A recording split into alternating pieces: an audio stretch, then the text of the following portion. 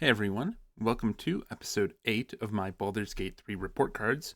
Today we're going to be covering calm emotions and protection from poison. Real quick, I want to clarify something about my grades.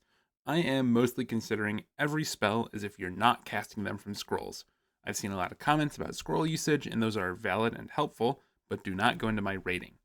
I'm also going to be doing the polls as YouTube polls starting with this video.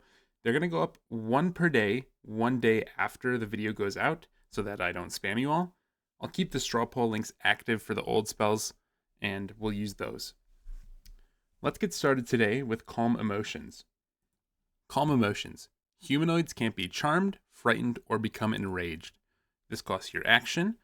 You can cast it within a 60-foot range with a 20-foot radius, and it does cost your concentration. It has no upcasting benefit, and this is learned by bards, clerics, and archfey warlocks. I will note that humanoids is not correct. You can cast this on anybody. So Calm Emotions has 3 uses. It stops charms, fears, and rages. This can be used as a buff on your party to protect yourself from these conditions, or on enemies as a debuff. There are quite a few encounters where this spell can find use, and I'd say 1 or 2 where it is pivotal. For charms, there are the Harpies. They're an encounter that is made extremely easy by Calm Emotions. If you cast it on your party, they can't be lured by the Harpies. The whole gimmick and main difficulty of that encounter is gone. This is also useful against Dwergar Mindmasters or anyone that will try to dominate your characters, Mind Flayers, and more. There's also a very nice synergy with the Abyss Beckoner's gloves. These gloves give your summons resistance to all damage, but can make them go mad. Calm Emotions, if you cast it on your summons, entirely gets rid of the downside. They cannot go mad if they're calmed. As for fears, some encounters that come to mind are the Meanlocks, Mystic Carrion, Merkel, and Sarth Baretha. Fear is a really dangerous effect for your team. It can make them drop weapons, force opportunity attacks on themselves, so completely negating it can be really powerful. There are also a handful of enemies you may want to cast this on. There is the Phase Spider Matriarch, there are Gnolls, Owlbears, and any Barbarian. These can be nerfed with no saving throw by getting rid of their rage abilities. You will also run into a handful of enemies charmed by bad guys like the Spectator or Cazador, so you can use the spell in those encounters as well. Getting into the grades, this spell is a little weird. It really defies grading because there are encounters where you know it's going to be powerful, and encounters where you know it's going to be useless. I think overall these grades are not going to be great. The majority of encounters will give you no chance to use the spell, and for a lot of the ones that I did mention, the spell is handy, but it's not game-changing. For base level casting, I'm going to give this a C all around. For the reasons I just mentioned, I wouldn't put too much stock into these grades specifically, just the next sections. The middle section is all over the place. Versatility is an F. You won't get many creative uses for this spell, and in most encounters it will do nothing. Uniqueness and specificity, on the other hand, are A's. It has specific counters where it is strong, and it's the only spell that can do it. Superiority and price are C's, as these are the more all-encompassing criteria, and the spell does cost your valuable concentration. Specific builds, I'm also going to give an A for the Summoner Synergy. I think this is a strong spell for that case, but it's not going to be S because the opportunity cost of your concentration is very high. Overall, I think this is a C. Like I said, the spell really defies grading. Generally, it's not going to see much use, but when it does, it can be really strong. Let's move on now to Protection from Poison. Protection from Poison. Touch a creature to neutralize all poisons affecting it, and grant it protection against poisonous influences. Grants advantage on saving throws against being poisoned, and resistance to poison damage. This costs you your action, and it lasts all day. There's no concentration for it. It has no upcasting benefit. This is learned by clerics, druids, paladins, and rangers. So, protection from poison gives you resistance to poison damage. This is useful in just a handful of encounters. The Phase Spiders do a good amount of poison damage. Auntie Ethel uses Ray of Sickness, and Balthazar and Mystic Carrion use Cloud Kill. Those are the main poison damage instances I can think of. The spell also removes previously inflicted poisons, so it can be used on the fly to remove a debuff.